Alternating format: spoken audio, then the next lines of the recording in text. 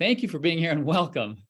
This is the first of 12 months that we get to be together. We fluoride-free activists and advocates all over the world sharing our experience and sharing our inspiration, sharing information with each other so that we can learn in real time quickly from one another about what's going on. There's so much potential in the synergies between us, and that's the purpose of us all meeting here together. And as you may know, I published a book called Something in the Water, 12 Steps for Ending Fluoridation in Your Town. And so we're going to go through this year, one step each month. We'll spend some time dedicated to that chapter so that everybody who attends is level set with the wisdom that's in that chapter and in that step. You see, the book came from you all over 4 years of the International Fluoride-Free Teleconference, and you guys attended many of those meetings. The wisdom from those have been distilled and organized into 180 some pages, and manageable but very important steps that every activist to be successful really needs to have. So rather than having to learn it the hard way through trial and error, you have the book, and then you have these monthly gatherings to supplement it. So we'll spend some time going over the step of the month, and then we'll open it up to folks so we can get busy talking about your actual campaigns, where you're at, what you're doing, what do you need from each other? Is there advice you could use? Is there information that you could use? Maybe somebody has a suggestion that could really make a big difference for you. Or it could just be, you're doing great, keep it up, and to give you the moral support you need, because it is very challenging, this particular battle, this particular war going on in our community water supply. So everyone here, we're here to support each other. Again, the wisdom is going to come from the group. I'm here to facilitate. I have gained some expertise in all these years. Fortunately, I really have gained a lot. And in particular, I did retool my career so that in the last few years, I've gotten involved in politics. And I've run 4 different local San Francisco electoral campaigns. And so I understand much better now the mechanics of campaigning, the kinds of things that are required to make political change. And we all know that fluoridation began in politics and it will have to end with politics, and that means you. So politics, I know, is an unsavory word for a lot of people, and that's one of our biggest challenges, to get people to put aside their cynicism of politics and to join us with a spirit of possibility and a mission to do well for our community so that we ourselves are protected from this hazardous waste that's put in our water. No matter how much we try to protect ourselves, we go out to a restaurant, wherever, we're going to get exposed to it. And then there's all those people who don't know, and they're just continuously exposing themselves and their infants and their unborn children, and they're getting exposed every day. And so we are the ones to make the difference. It's you sitting in your seat that's going to make all the difference. And the fact that we can do it together is a joy for me. But it's also just more effective because, again, we could all be in our local campaigns learning the hard way and learning through trial and error. Many of us are not professional campaign consultants like myself. Many of us have not done a lot in politics before. For many of you, it was because of your desire and your intent to end fluoridation that put you into politics in the first place.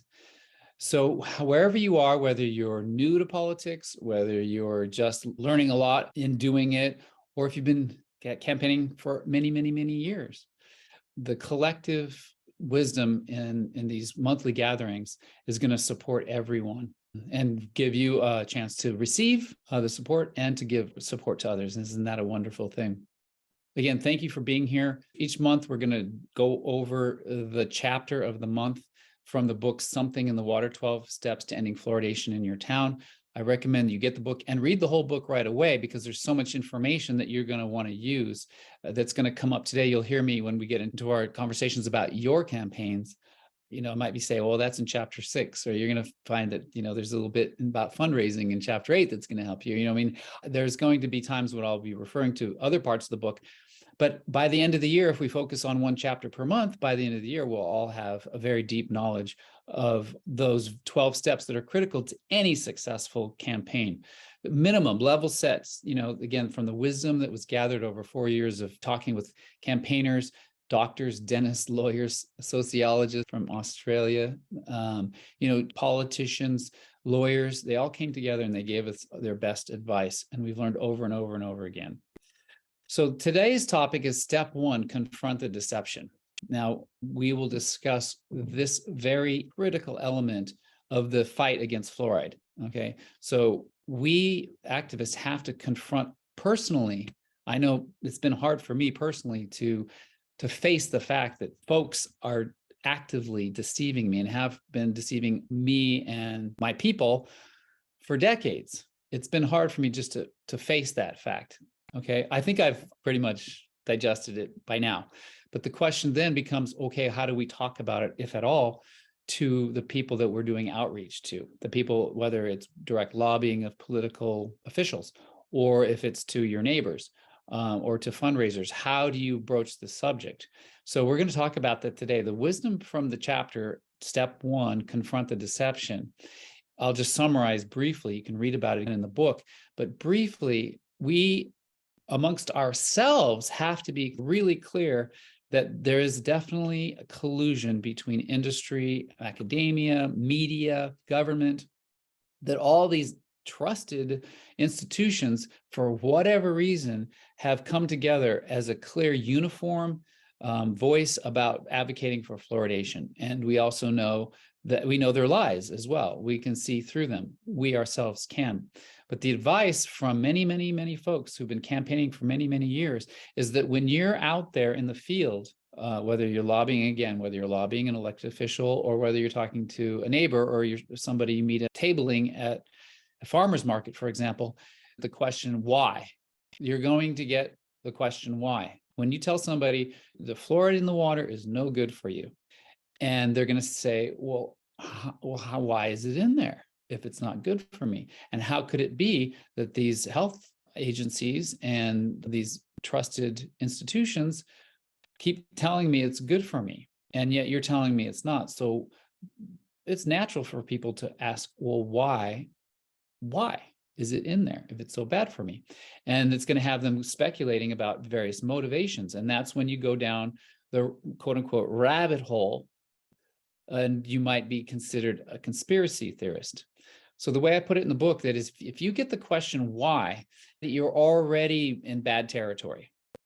So you need to find graceful ways to refocus the conversation from why to the health impacts. And now that you know that it's a neurotoxin, for example, or now that you know that it causes fluorosis of the bones and teeth, what are you going to do about it? Okay. So in fact, that's going to be the theme of the whole book. And this is going to be the theme of our gatherings here, is action. We're going to be focusing on what to do about it. We're not going to be speculating about why. We're not going to be, indulging in the explanation of the worldwide deception, decade-long deception. For that, you can read Bryson's book, The Fluoride Deception. It's all in there. You can read the whole thing. But again, that's too much for somebody who's new to the subject. When you're doing outreach, you don't want to lead with deception. In fact, you just want to avoid that as best as possible. It's going to come up, and again, you're going to find ways to gracefully redirect the conversation to the actual impact of it, the scientific, verifiable consequences and risks by putting fluoride willy-nilly in the water. And then the question is, what are you going to do about it? And you're not going to get everybody to join you. Not everyone is going to be on board to jump right in. But for those few people who get it, that it is harmful, or at least a risk that we as a collective community do not wish to take, the question is then, what are you going to do about it? And that's when you can engage them in joining your campaign and dedicating some of their time, energy, expertise, and money to your campaign. So that's the general advice. Again, if you read the book, you get much more into the depth about it. And really, once and for all, as a campaigner, I wish this for every person starting out, particularly, that you don't make the mistake of engaging with people about the question of the conspiracy and why is it, and what are the real motivations behind, the secret motivations and all that. Because once you go down that rabbit hole, you are unlikely to return. and you're unlikely to get anywhere with that person. It will have been an enormous waste of your time, and it'll only reinforce their prejudice that people who have a alternate view than the orthodoxy are somehow, unstable or, not right in the head, something like that. So let's go ahead and raise your hand if you have something to say about your personal experience with dealing with this, whether it's your personal confronting the deception and how it was for you to finally just deal with the fact that, yes, these health agencies aren't telling the truth, or even more so, examples of success when you've had conversations with people who want to know why and insist on, having that conversation and your ability to direct them more to a helpful, productive conversation about what are we going to do about it. Or even if you have a story about how you went down that rabbit hole and how you saw that it really just never resulted in much, or maybe it did. But anyway, so please raise your hand and we'll have some general conversation about this topic area. So critical, don't you agree, Gary, that if every campaigner was just level set and knew about how to handle or discuss the deception that this is, wouldn't we all be better off? But I want to hear your personal story. Yeah, this year we have a great opportunity with respect to deception, because it's not only just the Tosca lawsuit, but it's the fact that the CDC is the one who pushes the fluoride agenda, and their respectability has gone right down the tubes because of the vaccine and all the lies. And it's been made just so clear to me and a lot of people that that's the case. And as long as we can show that the CDC is not an honest health agency, then how are you going to believe that they're pushing fluoride? Makes any sense? Okay, great. So you're absolutely right that we are living in a time when people are questioning these health authorities and other authorities who speak, so authoritative about the safety and effectiveness of vaccines or 5G or whatever. And more people are coming to terms. They're confronting the deception, right? That's the nature of this chapter.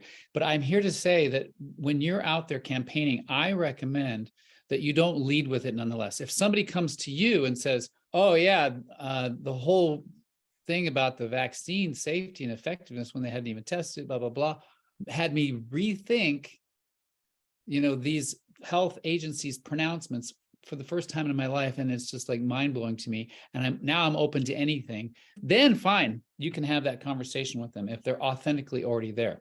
But I'm asking you all to be very conscious of not leading with this conversation, to stick to the actual facts about the risk and harms of fluoridation in our tap water, and then get people talking about what they want to do about it. These are campaigns. A campaign by definition is to mobilize people, is to get people into action. And if people are sitting around speculating about, what's the real motivation behind it? Okay, there will be time for that. And there are books about it. And there's a lot of different opinions about it. And in the end, I'm asking you all that during your campaigns, don't assume anybody has had this epiphany. Don't assume that they've already confronted the deception as we have. It's so awesome. And I know how refreshing it is to have more and more people coming to us and saying, oh yeah, fluoride too? Well, yeah, that makes sense, giving all the other lies that I've been starting to deal with lately, and all the other deceptions. That's really refreshing to hear. And it's encouraging, and you should be encouraged by that, because you will have more allies because of it. But when you're campaigning, I encourage you to never lead with that. Let that person tell you. Most likely, as I said earlier, you're going to come across people who are more normie, that are more, normalized. And when you tell them fluoride is not good for them, despite what the agencies say, they're going to say, well, why? And don't take the bait. Do not take the bait. But thanks very much for that, Gary. In the book, I make that very exact observation that you just made. More and more people are questioning the authorities. I have one question for you. You can just think about it. You don't have to respond now. What's wrong with conspiracy theories? Exactly. Very good. Well, in the chapter Confronting the Deception, I define conspiracy so that it's not such a loaded word. By definition, this is a conspiracy. So But again, don't lead with that because it has too much charge. You're Sure, yeah. more likely to turn a person off than to attract them. And the more important that you attract them. All right, Mike A. from Iowa. What has it been like for you to confront the deception? Or what is it like for you when you're advocating out there with others? When does it come up and how do you deal with it? Well, first of all, I agree with Gary about the vaccine thing that's going on now. Now, what I tell people is Mosaic is the company that we buy our fluoride from, the hydrosilicic acid. So I tell them that it's very expensive for that company to get rid of their fluoride. So it's cheaper to put it in the water, and you know that's not the entire argument, but I say there's a profit motive to it. I don't necessarily lead with that, but that is part of it. So that's one tactic I use. Very good. Yes. If you need to throw them a bone, you can say, well, just follow the money, or like with everything, guess what? It has to do with finances. And usually people will be more willing to accept that. Yes. But again, I just want to introduce, there is an initial risk. So like what I say in the book, for example, is to change the subject gracefully. So, but you might say, you know, I don't really know why. It may have something to do with, it probably has a profit motive behind it, but we're not focused on why. We're focused on just getting it out of the water. And then now that you know it's hazardous to our health, what do you want to do? Will you join us? So as quickly as you can, get people back into the conversation of your campaign. It's so addictive. There's something intriguing, almost like a murder mystery or a thriller novel. You know, we're attracted to like that conversation. And again, there will be time for those. I suggest that a more effective campaign is one that gets people in action, one that gets their volunteer time, energy, money, and expertise contributed toward the objective of your campaign. And you guys, when you're hanging out late, you know, after you've bonded and you've been in the trenches for a while and you're hanging out after a long day of campaigning and you're having a beer or whatever, it, you know, might be a fun thing to do. But especially right at the beginning, when you're first meeting somebody, please do not assume anything about where they're coming from and focus on the facts of the health risks. All right. Thanks, Mike. How about you, Colin? One more thing, Clint. You know, when I tell people that it's a neurotoxin, you know, people tend not to believe me, and they say, well, my dentist tells me to use it. And we're about 70 miles away from the University of Iowa Dental School. So, you know, people are associated with that, and they just can't believe that their dentist would give them something that's harmful to them. So that, you know, that's something we have to confront. Exactly. So that's when you just show them the evidence of harm. For example, their neurotoxicity is well documented at the Florida Action Network's website. Plenty of evidence there to suggest that there's a risk to the brain.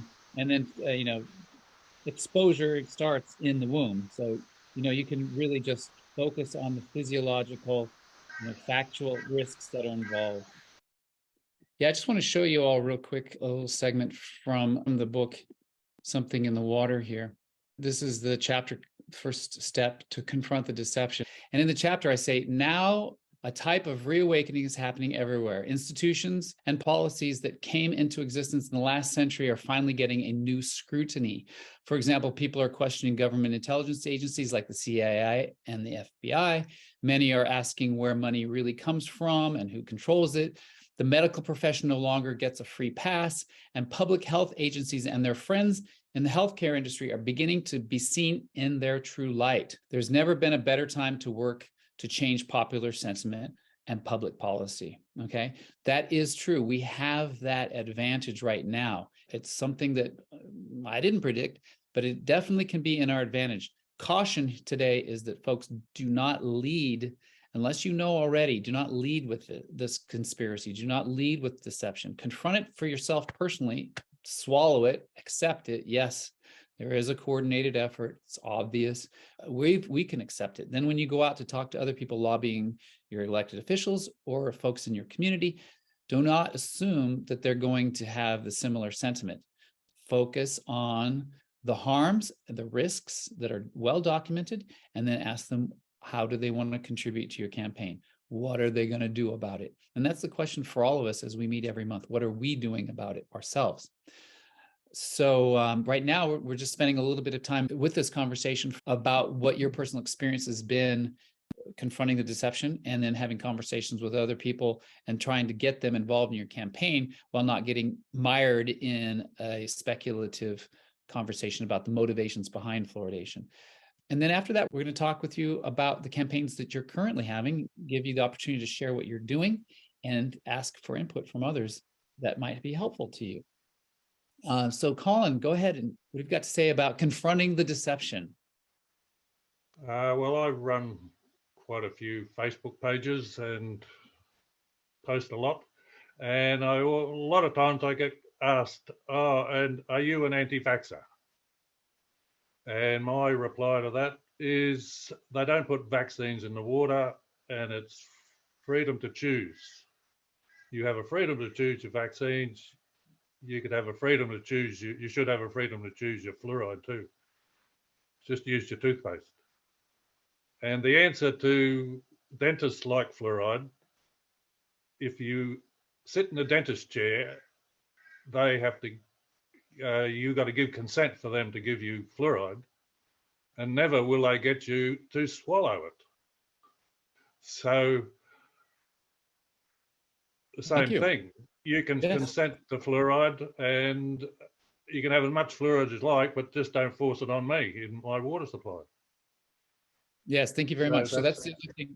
So when people want to say why or compare you to, infer that you're, you're an anti-vaxxer, it's obviously a label to, put you in a pigeonhole, whatever. You can see it coming, right? All of you should be aware. You should see it coming miles away when they're like, well, why would they? The person, first of all, is probably not authentically interested in your answer. They're probably just wanting to toy with you and find out, let's play with the conspiracy theorists today.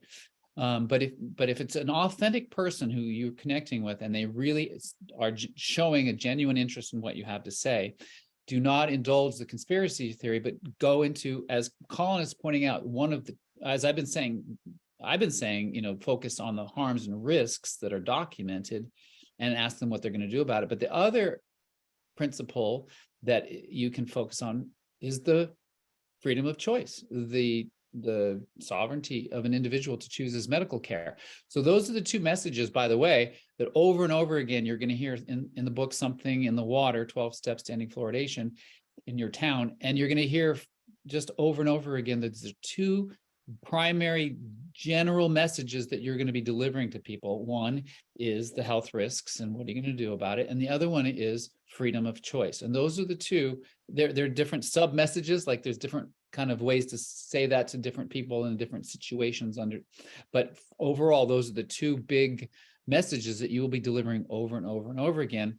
And as long as you focus on those, as opposed to focusing on the secret motives of those behind it, you're going to be way more effective in getting your campaign off the ground or growing your campaign amongst people who actually authentically care about free choice in medical treatment, and who care about health and fitness and wellness and don't want to see a toxin in our water.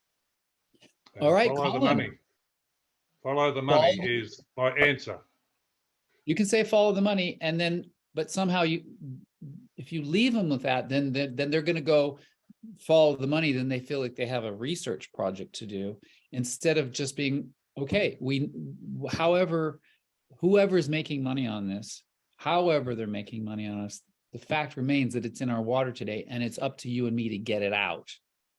So, if you say follow the money, don't just leave it there, because they'll go follow the money. And then will you ever see them again? Will they ever come back and join you, to get a petition signed, for example, whatever your campaign is up to? So yeah, if you're going to say follow the money, but at the same time, sign up here to volunteer for our next thing, or make sure to get on our email list, or whatever the request is for them to take material action in contribution to your campaigns. Yeah, well, thank you. I've developed a campaign of complaints. You complain to your water supplier. Exactly. Normally they have a complaints process and they try to resolve complaints.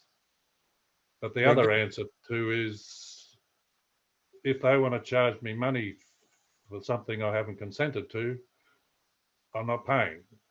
So should the ADA, the AMA, or the politicians pay for my water bill?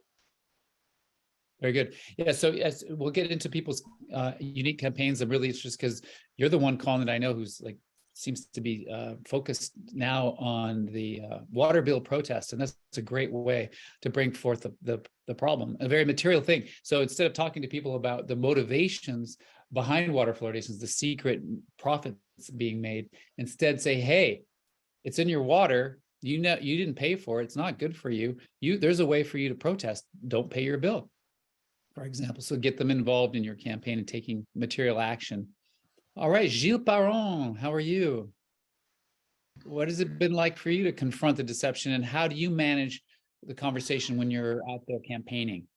I think the solution to that is to talk about the science instead of fighting. If we talk about the rigor, science have to be rigorous, have to be very strict. So if the studies have only been on the teeth and not on the other health effect, people will say, why not? And that's opening a door, and that may help to solve the problem. And then we get into the side effect and toxicity of fluoridation and so forth. And we all have to use the very strict science, the best research, the best review. For example, if you cite the York review or the National Research Review, automatically people say, oh, this guy knows what he's talking about. And this helps to break down the why. That's Exactly. Yeah, it's a strong motivation in people to know why. I mean, there's nothing wrong with wanting to know why. It's natural, it's normal. And so if you can take that interest, why? Well, Gilles, but why? But why? And if you can take that, satisfy it, you know, you don't want to be rude and say, stop asking me why and let's get busy. You know, you can, there's a way to gracefully move from, okay, I understand you why, you know, follow the money probably, but let's just work on getting it out. How about that? And well, it takes good news. I just wish to tell you that we have met the lawyer this morning, yesterday morning, for 4 hours on a Zoom meeting about the legal classification of the chemical use for fluoridation. And this seems to be very interesting legal action. We're going for an injunction against the city of Montreal, and on the base that what they're putting in the water is not what they're telling you they're putting in the water. Everyone believes that they're adding a nutrients for food fortification while they're adding a toxic and hazardous substance classified as such in 19 different laws and regulation in Canada at least. And even the lawyer said it cannot be possible. I said, yes, we could make fluoridation by adding, and that's why we're not a conspiracy group. We wish that they add pharmaceutical grade fluoride in the water, something which have been approved by Health Canada for the purpose of reducing tooth decay. And that's not what they're doing. They're using a industrial waste product, not prepared in sanitary condition. And there's no toxicology test. I was just looking a few minutes ago on a letter that we have received in Peel region by the federal government claiming that the toxicology tests are done by the National Sanitation Foundation, while the National Sanitation Foundation says we don't do the toxicology test. And the answer, we said, we have done freedom of information request, petition to the federal government. It's a system similar to a freedom of information request asking for those toxicology tests. And Health Canada says it's not our field because these are water treatment chemical. The province says it's not our duty because it's the city that decide to add the fluoride. And the city says it's done by the provincial or the federal government. But no one does it. And that makes people question. Yes, very good. So you actually naturally moving us into the next portion of our time together where we each get to talk about our local campaigns, the strategies that we're pursuing, and first of all, so other people can have the benefit of it. Maybe they will mimic your campaign because the similarities of their jurisdiction to yours, or maybe they have some input for you, some suggestion, or just maybe some words of support. But I do encourage you all to buy the book, Something in the Water, 12 Steps to Ending Fluoridation in Your Town, because it contains the wisdom of so many campaigners over so many years. And it's going to help every campaigner supercharge your campaign, because you won't have to learn over and over again the same lessons that people have learned for decades. You have to learn them the hard way. You can just read the book and gain the experience of that, and then come here to these monthly gatherings to help further digest the wisdom in that book and apply it to your campaign. So we've talked about confronting the deception. That's both individually, as an individual, you have to confront it, and then how to talk about it with your teams once you've sort of vetted people and you know that they're on your team, you know that they're in it to win it. And so you can talk about the more occult, the more secretive questions when you're not actively campaigning. But that the general advice, again, is when you're out there campaigning, that you focus on either the health risks and harm that are well documented, or the question of free choice, and then ask people, what do they want to do about it? How are they going to get involved?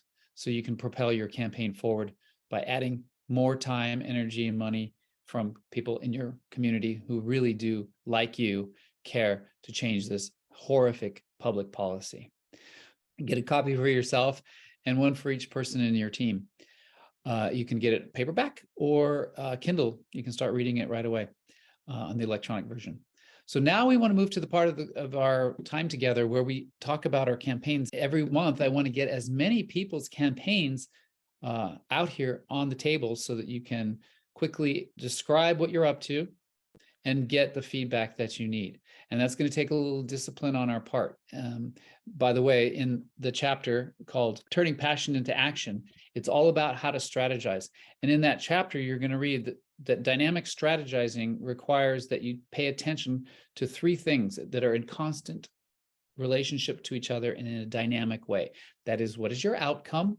What are your assets? And what are your behaviors at any moment in time? Okay. So when you are introducing yourself and your campaign, I would ask that you do really distill down quickly where you're at and what you're doing by telling us first, what is your outcome, right? Is your outcome to win Gilles in a court where the court determines that there is discrepancy in the treatment of the chemical, the way they treat it? There's some legal element that you want the court to rule in your favor, right? That's the outcome. But what assets do you have? Like to pursue a legal case, for example, you're going to need to hire lawyers, which means you need to have money.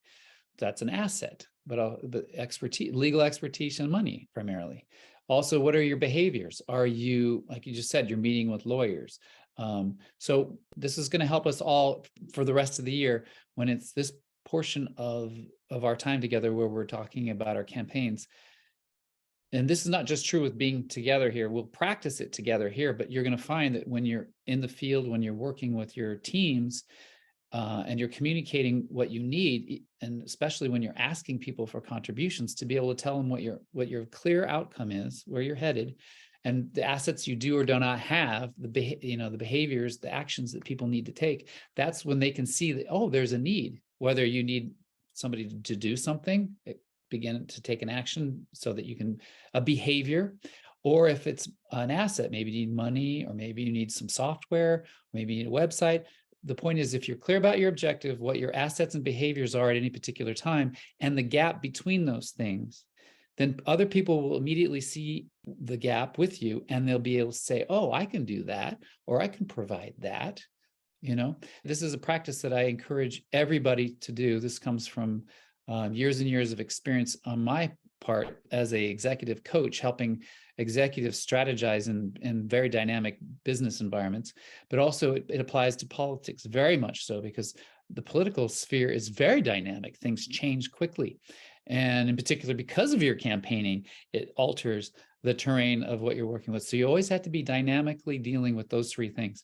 And as of today, so as I call on you, I'm going to ask you to say your name, where you are, the name of your campaign, if you have a name, and then go into what is your ultimate objective in terms of your strategy, right? For Colin, it's to get a certain number of people, I presume, to protest their bill, paying their water bill. For Gilles, it's to have the judge rule a particular way. That's the objective.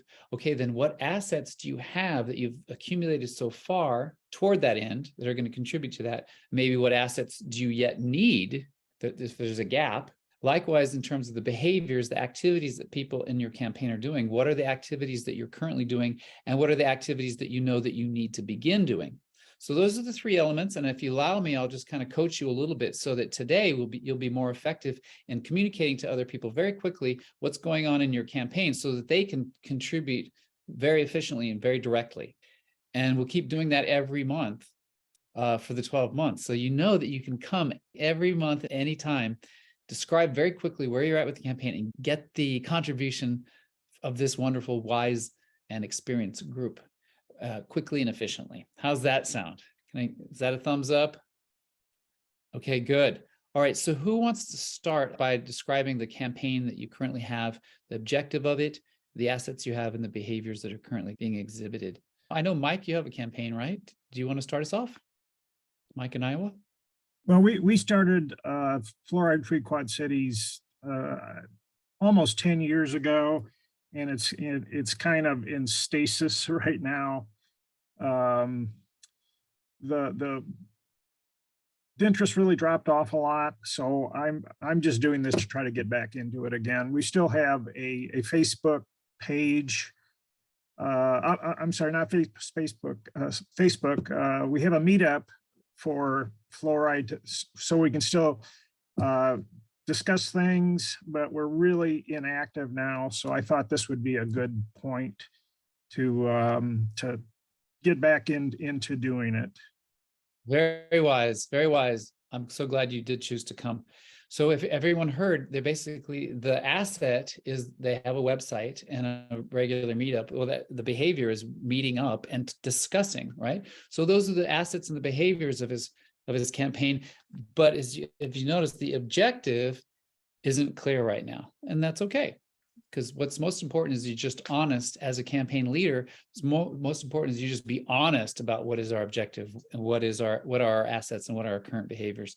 There's no need to fluff it up or anything like that. Just be honest. So currently you have asset of the website, you have behavior of meeting up regularly or semi-regularly, and at the moment there isn't an objective. So that's fine, because now you know what there is to do is to consider what will be your objective. And I do encourage you to read the book, Something in the Water, because there's in chapter 3, it's all about mapping your jurisdiction. So that's, fluoride, as you said to me, Mike, before we started today, casually we were talking, and you said how fluoridation came to be in Davenport, Iowa. So for everyone to understand how it came to be, and that's going to help you, determine exactly what policy, what legal route, what political activity, what route you're going to have to do, what your objective will have to be in order to change that policy that currently gives the utility the authority to fluoridate your water. I'd like to add, the original agreement back in 1952 cited sodium fluoride. So at some point, I think maybe about 20 years ago, it got changed over to the hydrofluorosilicic acid. So that will probably be a part of the campaign is, now we've got this toxic stuff. Not that the old stuff was good, but this stuff is much worse than the agreement originally specified. Yeah, and that could be an angle that makes the difference in your campaigning. And so, folks, even if you don't have an overarching objective, like if you haven't done the analysis of your jurisdiction and the politics of the authority, the authority that your water utility has to fluoridate your water, and how you can change that, the various avenues to change. and all of which are described in the book. So you can pick between direct lobbying, putting a ballot measure, going to court, or taking direct action. The various different avenues to win are all spelled out there. So you get a sense of which, what it's all about, and then you pick one. But even short of having an overall objective for your campaign, you can have a short-term objective. You can just simply say, okay, we're going to build an email list. And so you can set a goal. It's like in the next month, we're going to get 100 people on our email list or something like that, 100 interested, concerned residents on our email list. And that way you can start building a campaign, even though you don't know what your ultimate objective is going to be to end fluoridation in your particular area. All right, who wants to go next? Regina, yes, in Dallas. Hi, I'll get to the point. Yes, I'm Regina Imburgia in Dallas, and it's dallasforsaferwater.com. So we've been doing this for 10 years. So our website is full. So that's an asset we have. Also, because we've been doing this for 10 years, we were attacked. We had a lot of articles written about us, and then they went silent.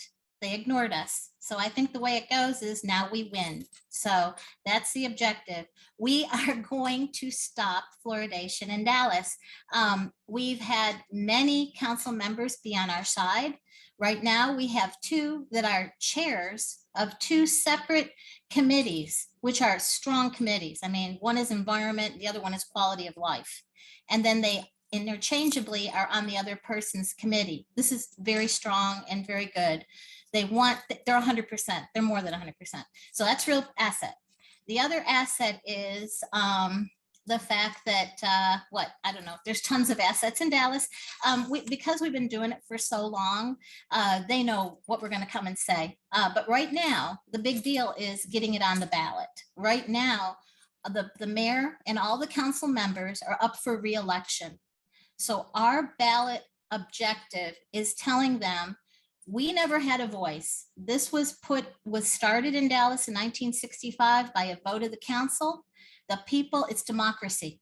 So we're not asking for them to take a stand on for or against fluoridation. Just put it on the ballot so the people can vote.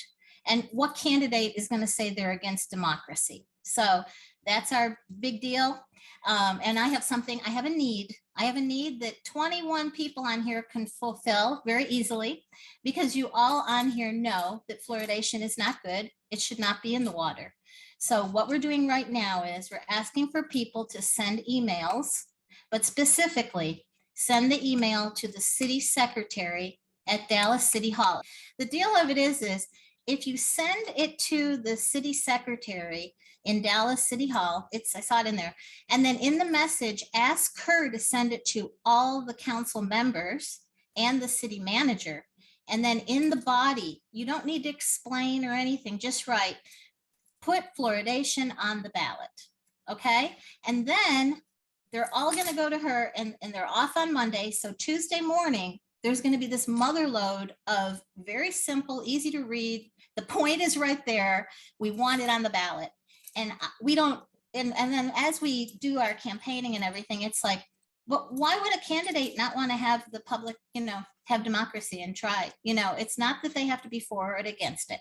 Okay, I don't know if I've overdone my time here, but I hope every one of you do it. And then, 2 or 3 other people with this little progress that we're doing, this thing we're doing right now. Look at what Clint has said. We can help each other, because I don't have to educate you. I don't have to prove it to you.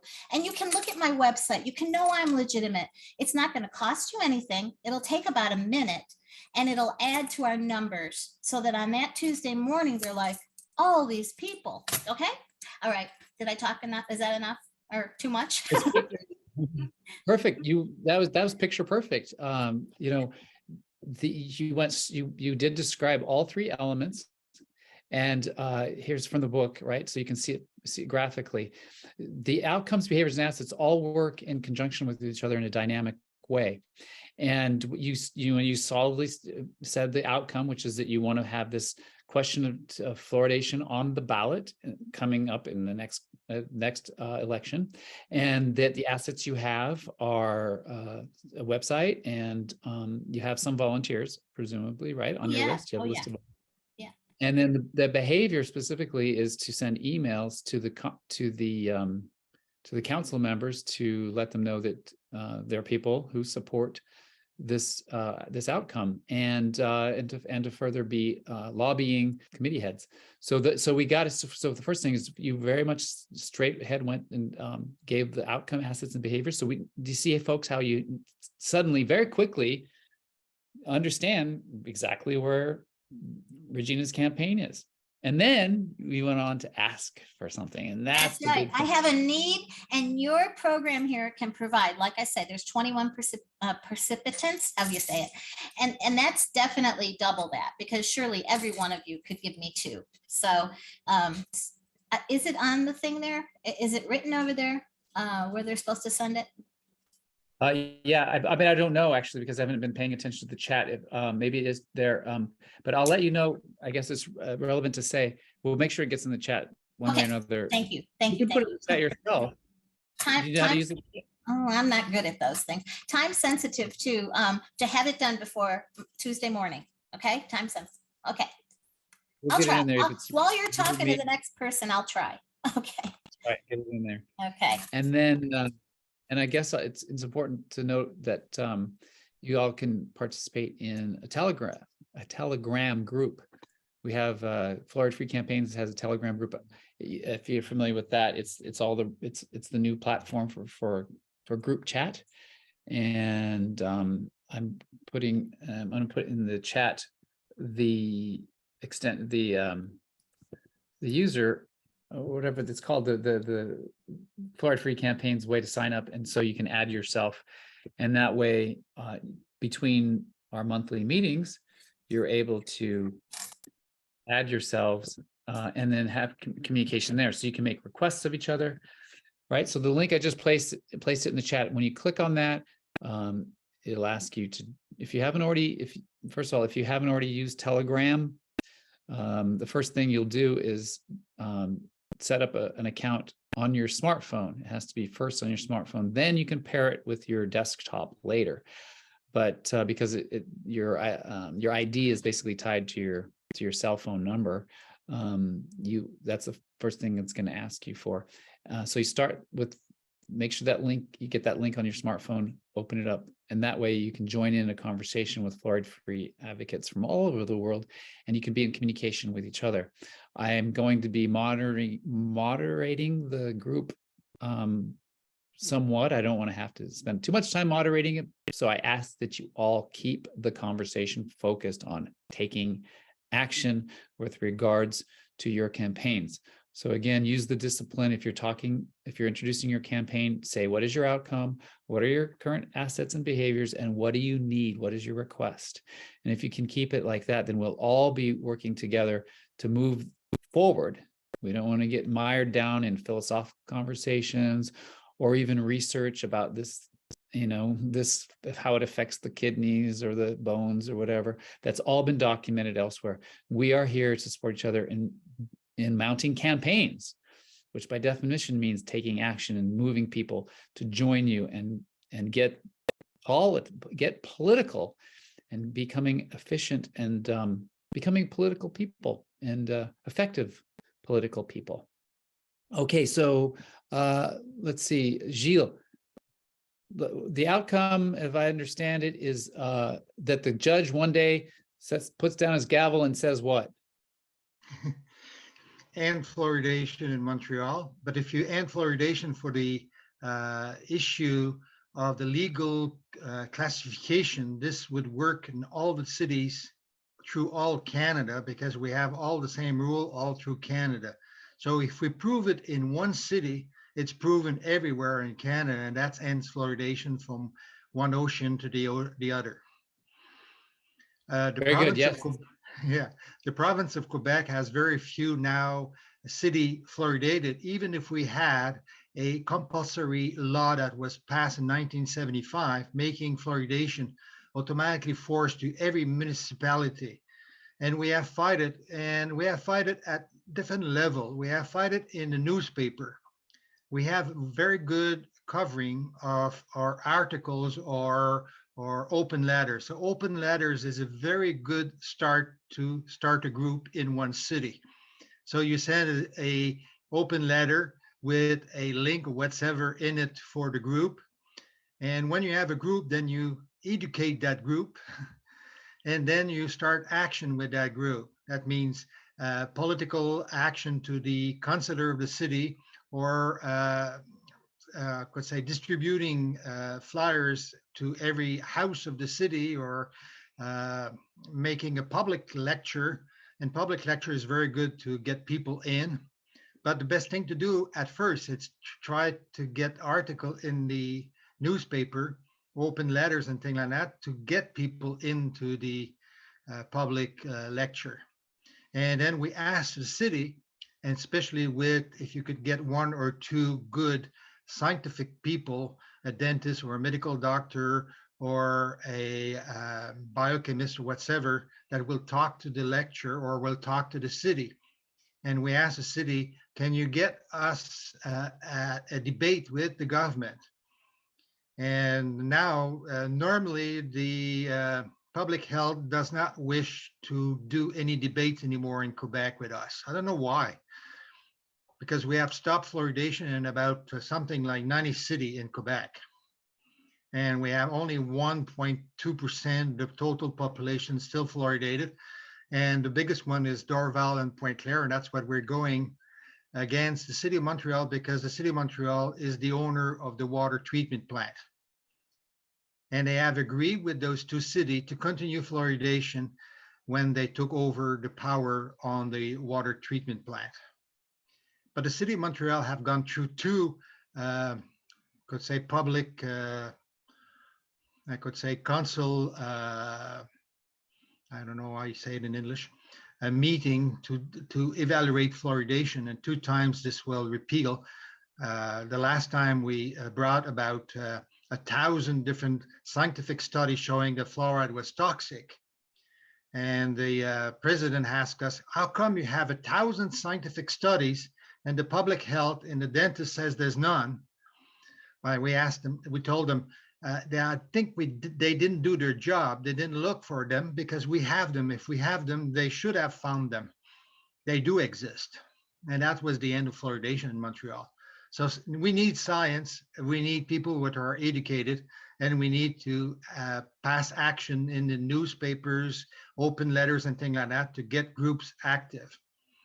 And that's what we have been doing. Ray have done a fantastic work in Dorval and Pointe-Claire. He went door to door, pick up, I could say, signature against fluoridation. He has over 4,000 signature in those two cities, and they're not big cities. That means about 75% or 80% of people he knocks at the door, signs the petition against fluoridation. That means that the population is getting educated. And that was done because we had open letters, or we have press conference covered by the media, local media at that time.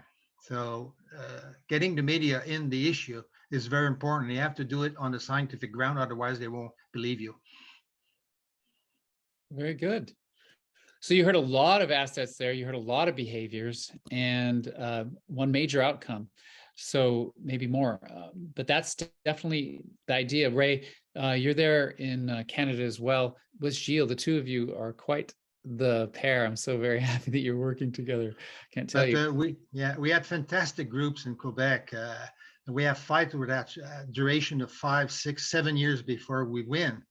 But we had meeting almost every month, and we have all types of activities, whether putting pressure on the public health and so forth. So it have been done because groups have been implicated. We had support from environmental groups, and that's very important to get, I could say, help from other environmental or social groups. So more you're into the fight, the better chance that you win. And we always win. We never failed. Yes, good. So yeah, Ray, again, we're practicing here together to quickly be able to describe to to the people here, but also anybody you might meet about your campaign, and let them know what is the outcome, where are we all headed here, and then what assets do you currently have that will contribute to that outcome, and what behaviors are you currently exhibiting that will contribute to that outcome, and if there are any gaps in that assets or behaviors that you need in order to achieve that outcome, it's easy for people to immediately get where you are at, where the gap is that you need filled, and then their natural desire and inclination to support you will help them plug in and give you what you need. But basically, assets and behaviors. I mean, if I was to touch on behavior, I mean, I'm like the youngest person in this. I haven't seen anybody around my age doing this. I'm 33. I guess what behavior, I mean, I just say that my energy comes from like discipline. I think if you're living a healthy, disciplined life, you are able to, that translates into being able to have confidence and articulate what you're trying to get across with people, and people feel the energy and they see that it's legitimate.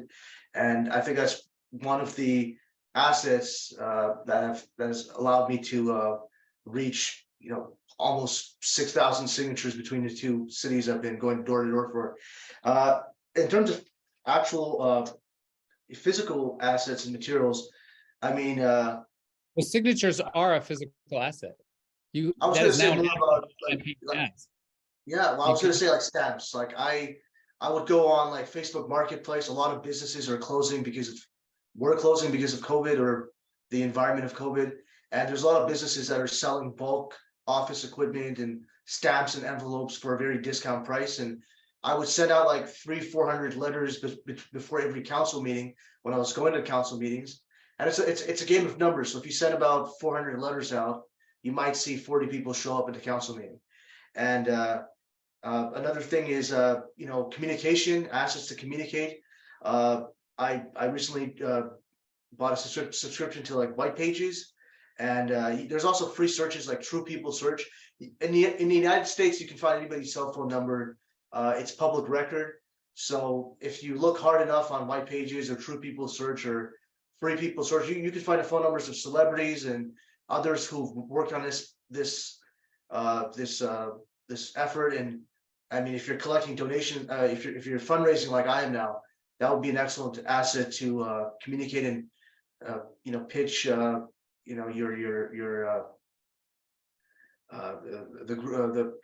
GoFundMe or whatever to these people. And there's also free assets like Facebook groups for cities. You can always join Facebook groups for your city or community and advertise or put out the message. So I think communication is a great asset. And also, if you're frugal, you can find discounts on stamps and flyering and stuff like that. I mean, I was able to get 10,000 flyers, colored, glossy, double-sided for like $800. And so it's a pretty good price. Very good. So I heard lots of behaviors. There's a lot of things that you're doing, getting office supplies, sending out letters, getting people to show up at council meetings, and then the assets you have, including your own personal well-being and health. I'd like to underscore that this one, you yourself are probably the greatest asset your campaign has, and so we all need to stay strong and healthy. But then you also have all those signatures. Those you can use for any number of outcomes. That's an asset that you can deploy for any number of outcomes. Could you just please just quickly say what is the outcome that all of this, in your mind, what is the outcome that all of this activity and all these assets are contributing? Well, I said me and Jill are working on the same outcome, and the outcome would be to get this. Now is to fulfill a certain amount of monetary goal for the lawyer. I mean, personally, I put in 5,000 of my own money. I mean, if it needs the entire amount, then I'll put in the entire amount. I think in the end, if we win here, it's going to help others win across the world, and that's a priceless outcome. So, but I mean, also I'm at this point now, I'm reaching out to different people for donations, because when I first started the petition, I wasn't really, I didn't have the idea of a lawsuit in mind. So I'm reaching back out to these people on the Facebook group page for the city. letters, word of mouth, phone calls, stuff like that. And the alchemists basically have a judge rule and set a precedent in Montreal for Canada that fluoridation chemicals are unreasonable risk to human health and the environment. And I think if that happens in the next few months, then it can definitely affect the outcome of what the TSCA trial in the US would come out to be. Yeah. Great. Yeah, thank you, Ray. Thank you very much. It's very clear now. So you have folks you can really, you're like in it with him. You really understand the moving parts of his campaign. And if you wanted to, you can contribute, right? It's clear that he needs money to pay those lawyers' fees so that the judge will ultimately rule as he said. So there are a couple of things though I just want to that came to mind that are addressed in the book. One is about fundraising. You know, there's a section in the book about the proper attitude to have to be effective in fundraising, and I recommend that everybody read that section because I've worked with a lot of different campaigners, and there are just some people many people in fact, who just for some reason they don't want to, they can't deal with asking people for money. It's hard for them. I don't know if that's anybody here or not, but you know, people in your campaign will, many of them, you might ask them, can you do fundraising for the campaign? And they will say no outright because they've got the wrong perspective about campaigning, think that they're asking for a favor. And that's the first thing I address. You're not asking for a favor. It's more like an investment. But at any rate, I recommend that. And then the other thing that comes to mind, Ray, that's addressed in the book, it's a whole chapter. It's about not burning out. It's keep going, right? So you're a superstar, Ray, and I think maybe somebody even who's been campaigning even longer than me in this Zoom meeting today can give you advice about pacing yourself, not expending all of your money, your personal finances. You know, you've got to anticipate perhaps needing to be in this longer than you had thought. It's a miscalculation that many of us have made, maybe every one of us have made, that we can get this done quickly. We need to throw everything at it, burn ourselves out. And it's, you know, because it's so urgent, and this is critical, that everybody's being poisoned today doesn't need to be, and we need to stop it as quickly as possible. That's true. But we've often underestimated what it's going to take, and people burn out, and then they're done, and then we never see them again. And then they're no good for the long haul. So I'm speaking to you, Ray, personally. If you think it applies to you, please let it in. But that's general advice for everybody, and we all need to be looking out for ourselves and everyone else in our campaigns. All your team. If you see somebody in your team who's just throwing himself at it like with complete abandon and not demonstrating the moderation that's needed to keep them strong and going for the long haul, that's something you need to step in and correct. So that's a whole chapter in the book, and I recommend that each and every one of us take that to heart, and for good. It's the story of the goose who laid golden eggs. If you know that parable, it's all about that. Okay, so let's see, Colin, let's hear your objective, the assets that you have currently, and the behaviors that are currently going on. And if there's any gap between those things and what you need, maybe there's a request that you can make of us. Okay, well, I'm connected with Fluoride-Free Australia. Our assets, hang on, I'll write it down here. We've got a website, Facebook page, which I try to look after, Twitter, I'm not so hot on that, Instagram. On the website we have TV videos, what we have made for a couple of states. We've currently got my main campaign is a small town in the west of the country, West Australia, Bunbury. It's on our website. There's heaps of work being done by our president in Perth, Andrew. And we've got a good little group down there, so that's an asset. They've printed out flyers and letterbox dropped the whole town. There's about 18,000 customers in their water district. They've made core flutes. They've made allies with Children Health Defence Australia. Mhm. So that could be one important one to use in America, Children's Health Defence. And there's a state organisation in West Australia. They're an ally, plus the little group in Bunbury. So that's the Bunbury campaign. They've done a TV ad for there. And so what have we done? We spent money sponsoring YouTube ads and Facebook ads to try and get more people to the Facebook group. I've convinced some of the people in WA to put in complaints, and you have to be specific with complaints. They've even defined it in these water companies, expressing dissatisfaction. So you just put that in there and they take it as a complaint, not a query, not a statement of fact, not a question. It's a complaint. And on the bottom of the complaint, you put in the remedy. And the remedy is to get the politicians to take it out of the water. And I'm convincing people that if they don't take it out of the water, like in Bunbury, it's supposed to go in June this year. If they put it in the water, they've broken the contract, they're violating consumer law, so the people don't have to pay. And they only need 20 to 30% of the population not paying, and they're broke. They don't make any profit.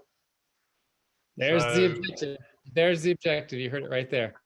Make the water company go broke by getting 20 to 30% of the people to act like you and protest and not pay. Fantastic. Plus there's options. People are very reticent to stop paying their water bill. They're afraid. Oh, they're going to turn my water off. They're going to put me on a debt collection. Well, you can just send in the complaints and see what they say. I sent in complaints in February this year, last year. I still haven't had them answered. And when they don't answer, they must be agreeing that I don't have to pay. But you can just put in the questions, keep paying. There's another option. You put in the complaints and then you send them an invoice for your water filter or your bottled water, and then you deduct that off your water bill. People in the UK have attempted that many years in the past.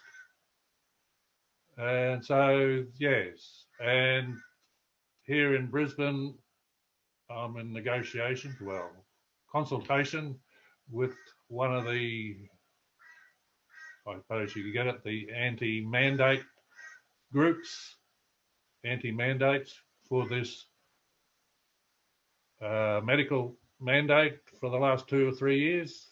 And he had tens of thousands of followers at one stage, but he's looking at involving lawyers to act as agents for the people to send in complaints.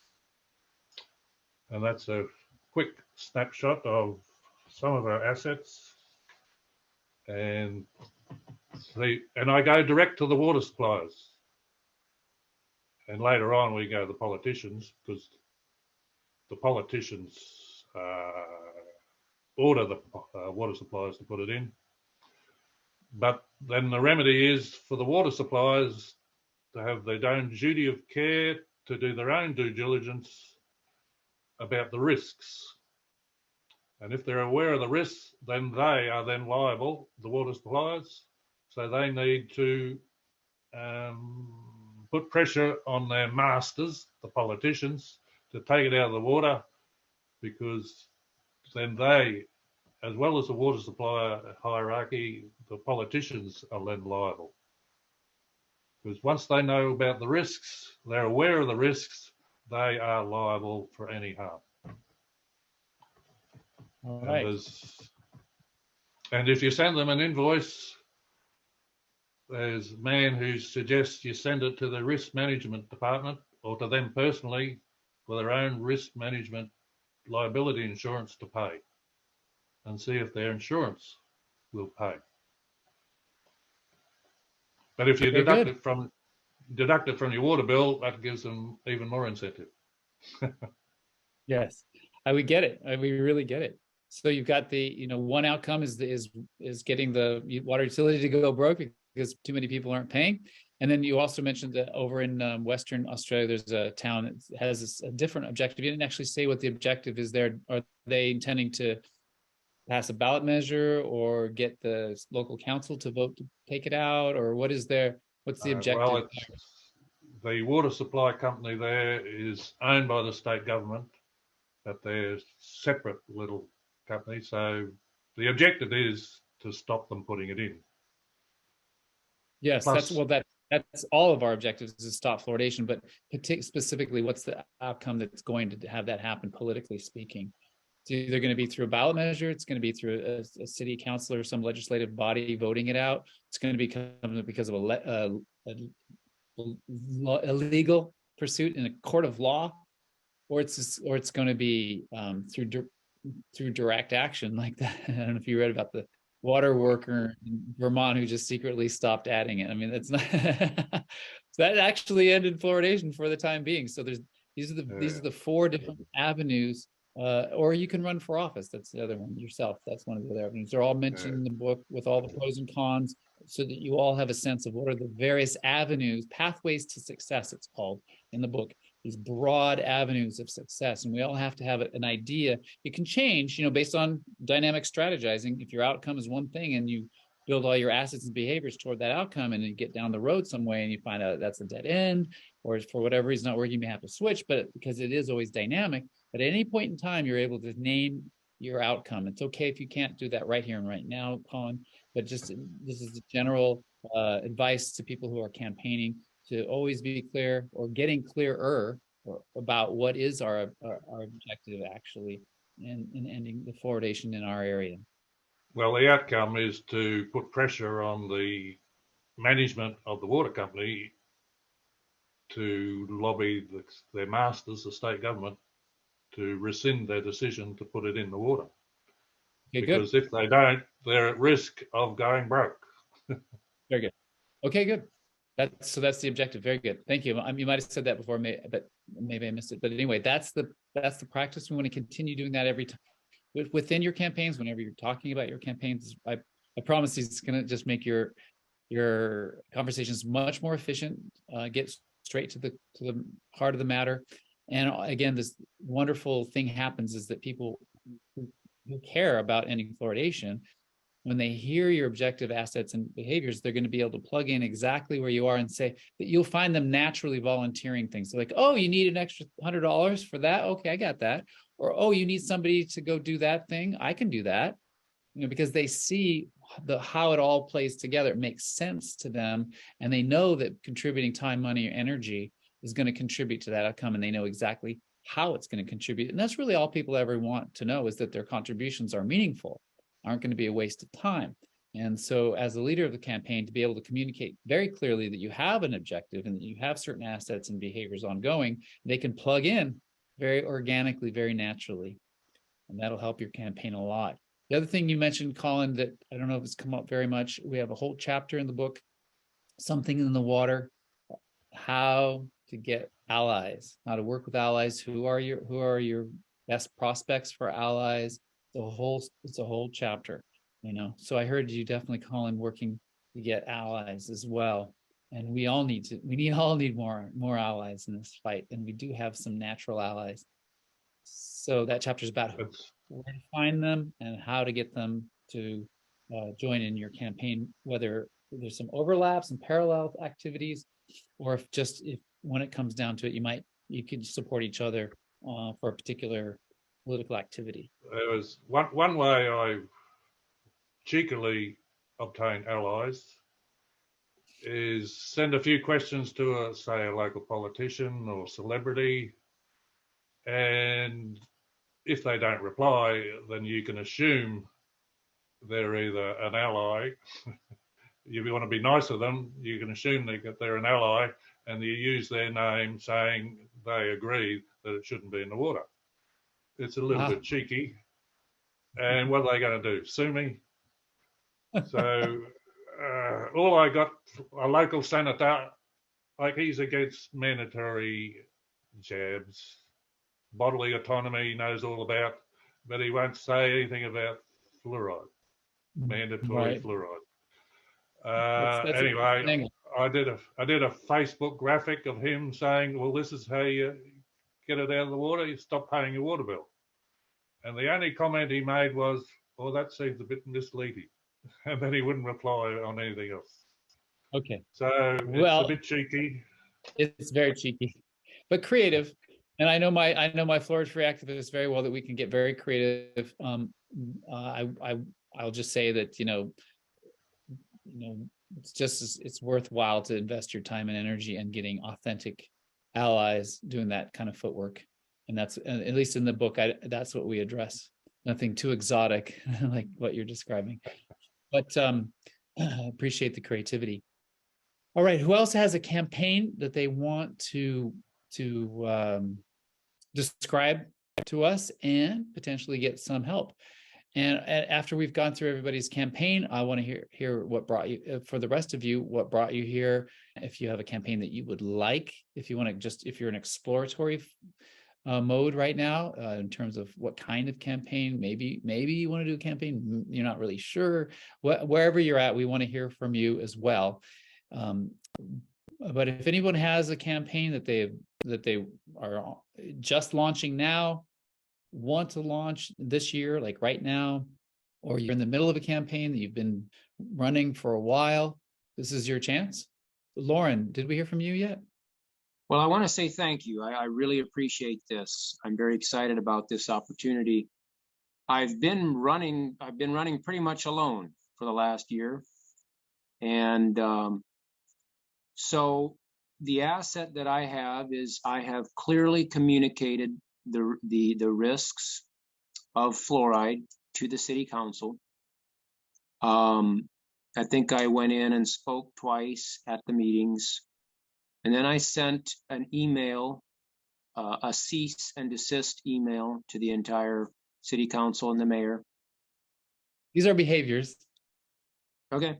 These are things your campaign's doing, right? Yes. And most recently, I did send a letter or an email requesting information. 4 things I requested: source and origin of the fluoride, quality, pharmaceutical grade, itemized total annual cost, including infrastructure, and then all measures taken to test each new lot of fluoride additive for contaminants, things like lead, aluminum, and arsenic, and other things that are associated with hydrofluorosilicic acid. Now, my next step, and this is why I'm so excited about this, is because here's where I need help. I didn't expect them to do the right thing. Politicians are very slow to do that. And so I was anticipating that I would have to take this step, but I'm wanting to get a local public health accountability network going. My thought is that if I can find at least 100 people to stand together. There's about 35,000 people in this city, probably around 10,000 homes.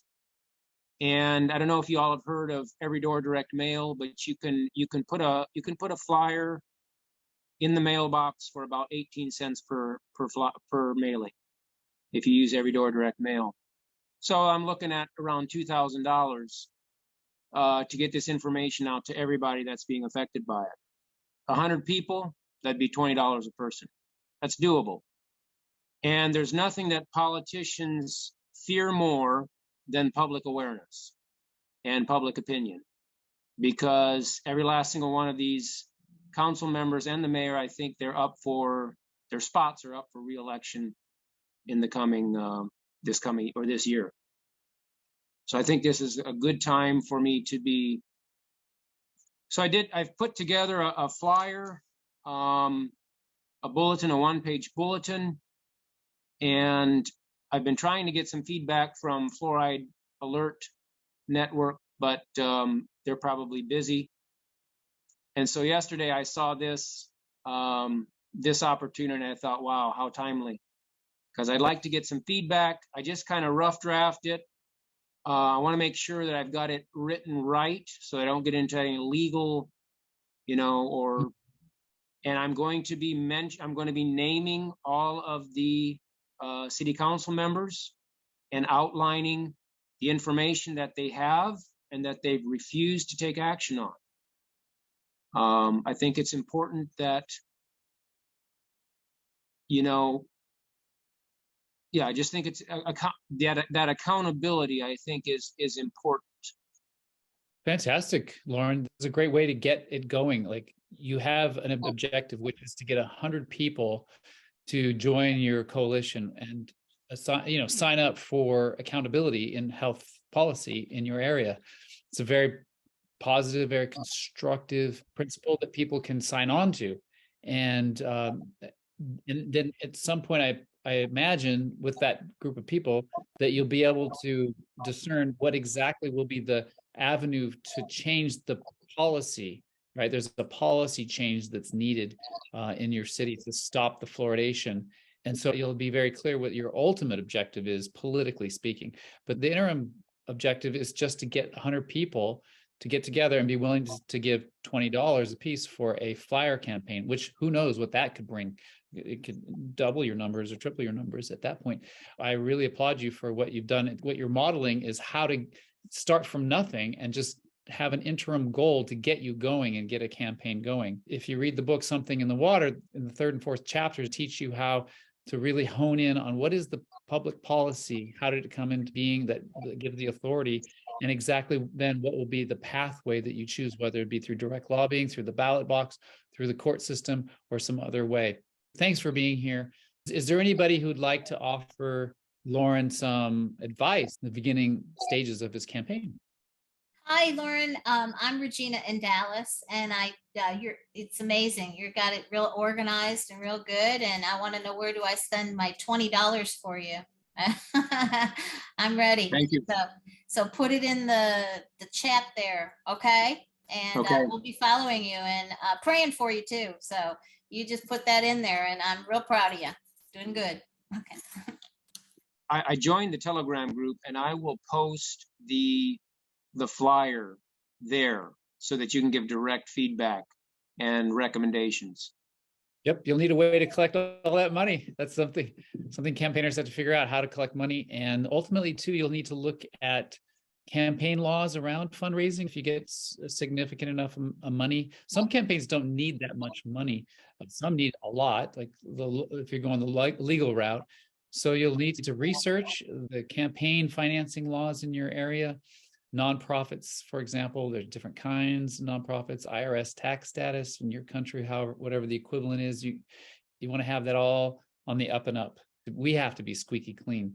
So that's another kind of behavior that you'll need to exhibit. And an asset, for example, here in San Francisco, we have Clean Water California. It's a nonprofit with IRS tax deductible status, which allows us to take donations. We have to report every year what we've taken in, but there's no taxation on it because it's tax-free. So those are some considerations that you'll all need to make as well. Go ahead, Karen. I just wanted to say that I'm out of Toronto now, so I'm not keeping up with any of the fluoride action there.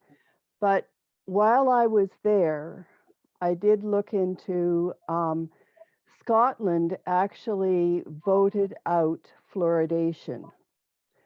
But isn't the whole objective of fluoride in our water and the remedy that would replace that, a population that has healthy teeth? And what they did in Scotland when they voted out fluoridation, they actually started a program that looked at their population from early age right through to seniors, and they put in a program that looked after teeth as the remedy to removing the fluoride from the water, and it's called Child Smile. And I think that is what we really want to do for the population. This is a health problem, and we want the real remedy actually put into place. So if I'm not quite sure, I haven't followed it for quite a while, but they were saying that, of course, this was improving everybody's teeth and therefore their health. And they actually had universities who were keeping track of the financial gains from a health perspective and a healthy teeth perspective. So I think that, you know, that to me, that makes sense to everybody. You know, getting your teeth fixed is very expensive, but if you're from an early age right through to a senior, you're living a healthier life. You have healthier teeth and you don't have that huge expense. Anyway, I just think it's something to think about and a very rational thing to approach people with rather than trying to, you know, denigrate different other ideas. And all the best of luck, everybody. All right, thanks. I went ahead and put a link to the Scottish website for Child Smiles in our chat, so you guys can link to that. For campaigners, what Karen is saying is important in the sense that we're often seen as the dissident or the complainer or the person with the problem. And politicians, particularly when you're direct lobbying your elected officials, if you can provide an alternative solution, you're going to go a much longer way. So you can say, yes, you could just walk in and say, hey, this fluoride is not good for our health. It's risky. Look at the science. And by the way, it doesn't give free choice to people in terms of their medical care. You can say all that. So please end it. That's an appropriate and valid thing to say. But if you also say, and by the way, you won't have to worry about cavities if you spend a fraction of the amount of money you're spending now and have people educated on how to take care of their oral health themselves, which is ultimate responsibility and more tailored to the individual. You know, it's called Child Smiles and it's been working in Scotland. We can just mimic that here. So it's a great way to go when you're going to lobby, direct lobbying your elected officials, to have that solution in your back pocket. All right, so who else has a campaign that they want to talk about? And I guess I can talk about my campaign in San Francisco. So yeah, we began Safe Water San Francisco in recent years. A group of people here in San Francisco, we first thought we were going to go after all of California. So we created Clean Water California. Well, the state is huge and we had some big events, we had some big donors, which was really helpful. But then people had different ideas about strategizing. I wasn't nearly as competent in campaigning as I am today. So that's a lot of the impetus behind doing these teleconferences and writing the book, is because I made so many mistakes myself, trying to fumble my way through things, not having any professional or other experience with actual campaigning. And I'm lucky that I spent the last few years accumulating that experience. But so now I feel more confident. In San Francisco in particular, it's a very hard demographic because, as we found with statistics, in particular in Oregon, we have the benefit of some real strong polling data that shows that the more educated people are, the more affluent they are, and the more politically liberal they are, the more likely they are to be in favor of fluoridation. And so I live in the most educated, affluent, liberal city in the country, or the world, perhaps. So I recognize that, and you know, I still want to mount a ballot measure based on the ballot measure that will say not to end fluoridation outright, because that would be very likely to lose, even if we're able to get enough signatures to get it on the ballot. But rather to say that any chemical that San Francisco uses to fluoridate the water, the manufacturer has to declare that it's safe for consumption. It's going to help break the the brainwashing of the people here and ask them to say, okay, if we're definitely going to, because it's good for cavities, da, da, da, da, da. But yeah, it should be safe for human consumption, and the manufacturer should be able to say that. So we have a little bit more leverage when we go with that approach. At the same time, I've been learning a lot about the law lately. I'm very intrigued about individuals filing lawsuits without the need for a lawyer and their expensive fees. It's still good to have maybe legal advice, but not to have all of your legal work being done by a lawyer. You can do a lot yourself. So I'm learning how to sue in civil court. And we have in San Francisco, we have a matter of law that we have the precautionary principle. And we have a Department of the Environment in San Francisco whose job it is to enforce the precautionary principle. And they're not doing it when it comes to fluoride. So a simple lawsuit to sue the Department of Environment and force them to do their job and regulate fluoride chemicals based on the precautionary principle would, of course, thereby eliminate fluoridation. These are the two objectives that I'm debating about right now. So what I want to do initially, just interim, is to continue to build numbers, because in either case, it's going to take numbers, whether it's going to need some money for the legal avenue, or if it's going to need voters and volunteers to get a ballot measure on the ballot and pass it. It's going to take getting people involved. So I'm going to do the flyer things. I'm going to go print some very evocative flyers and put them at doors and get people involved. Right now, we have already 150 people on our email list who are kind of dormant in a way, in the sense that we haven't been asking them to do much lately.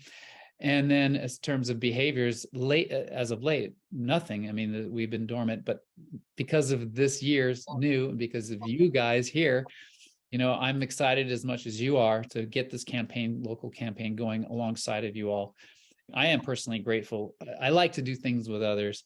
And so, of course, we'll build out a local team here that I'll be working with.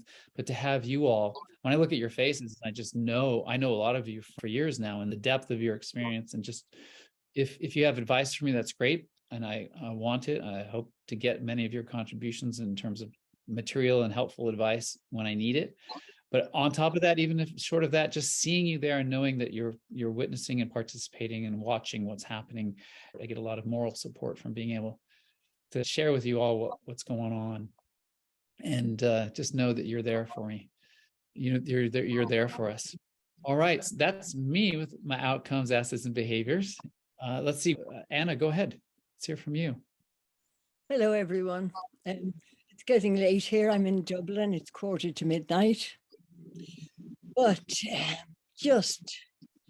I've been so taken over with other things for the last 3 years, looking at the silliness anyway. It does feel like this is the new year.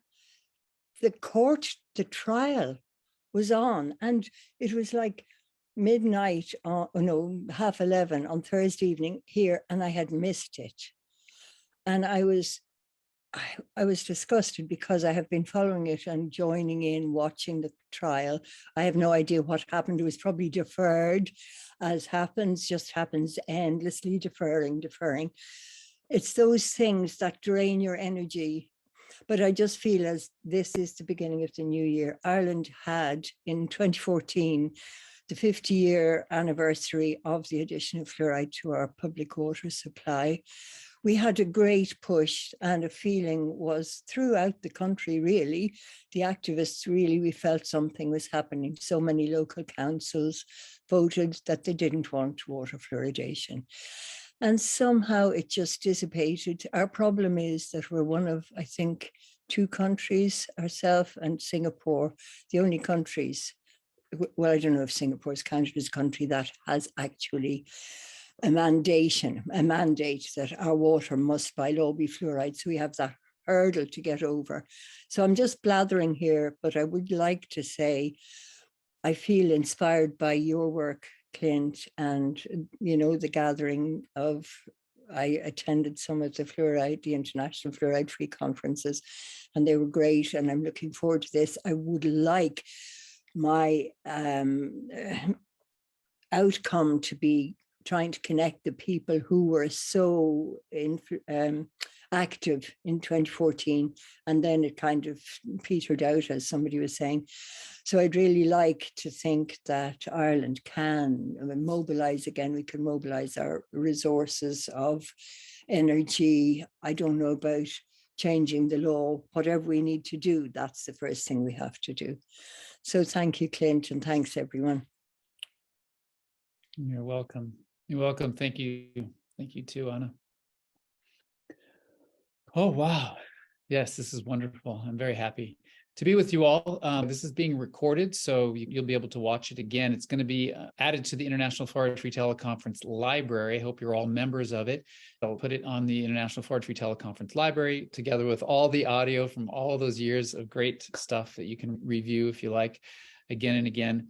And then we will be meeting here again the second Saturday or Sunday down under for the remainder of the year. When you get emails, go ahead and turn around and post them on your Facebook pages or your Twitters or where have you on social media, and also forward it by email to others. Maybe even call them up and say, hey, you're going to be there, so that anybody who you want to be here is here with us. So ask yourself, who are the people I want to be here with us once a month? Isn't it great? Just imagine what you can accomplish. Just imagine how much your campaigns will thrive when you have a regular meeting like this, to keep you going, to keep developing yourselves as campaigners, and to have a place where your team can come and all be on the same page.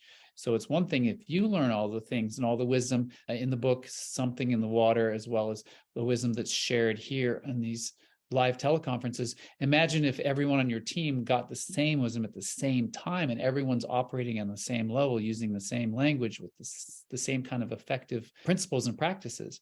Wow. It's just imagine. So let's see, we've got a few more minutes, and some of you haven't spoken up. So hi, it's Jenny here. I'm in New Zealand, and I watched the court case live, I don't know, when it first started, and I've been following it, and I missed it the other day for some reason with the time zones.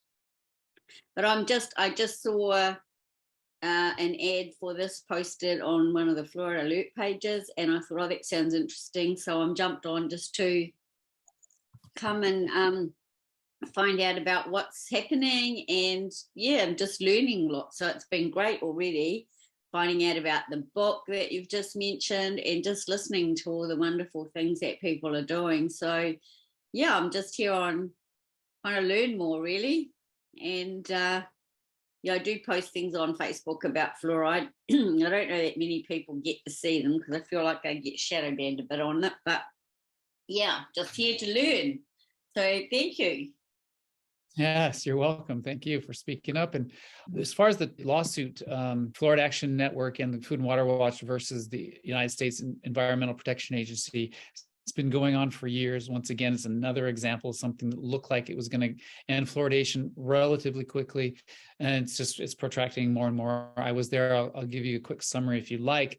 Like in terms of ending fluoridation in your town, that's the focus of these monthly meetings and the book. It's you and your people taking responsibility for your local water utility and your community.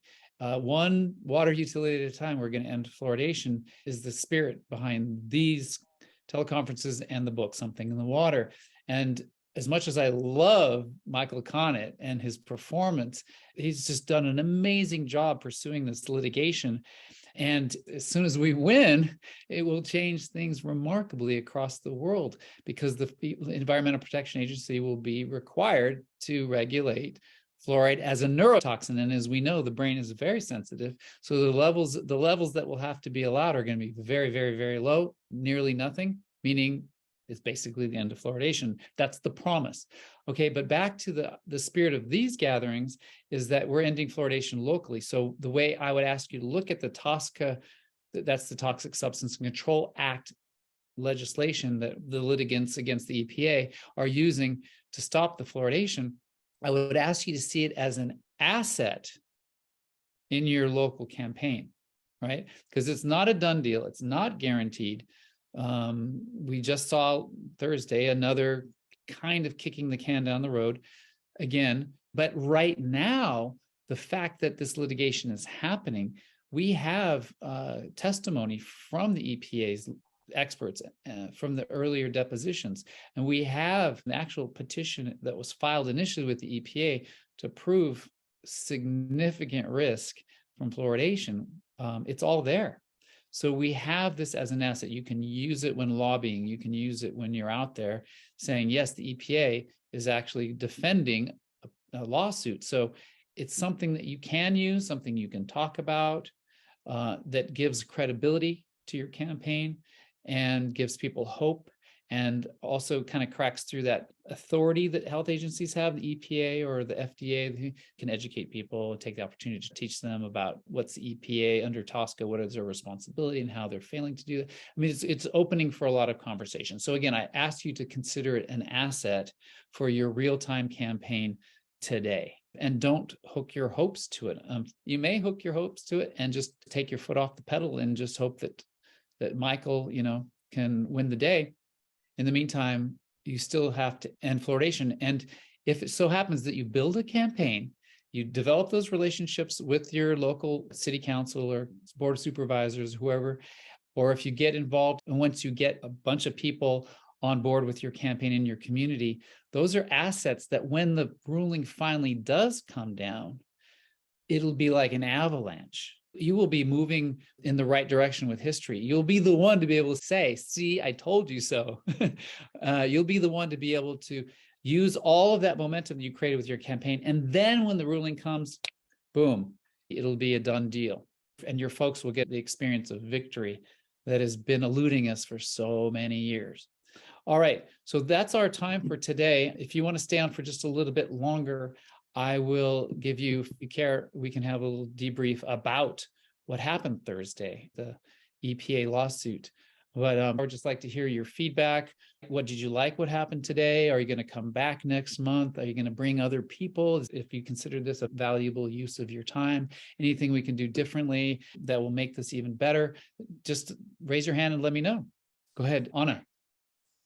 Hi, just to say that I overcame my resistance to Amazon.co.uk to buy your book, and how useful it is to have the digital version, because you can just click on the links then and they take you into whole other realms of information that we need.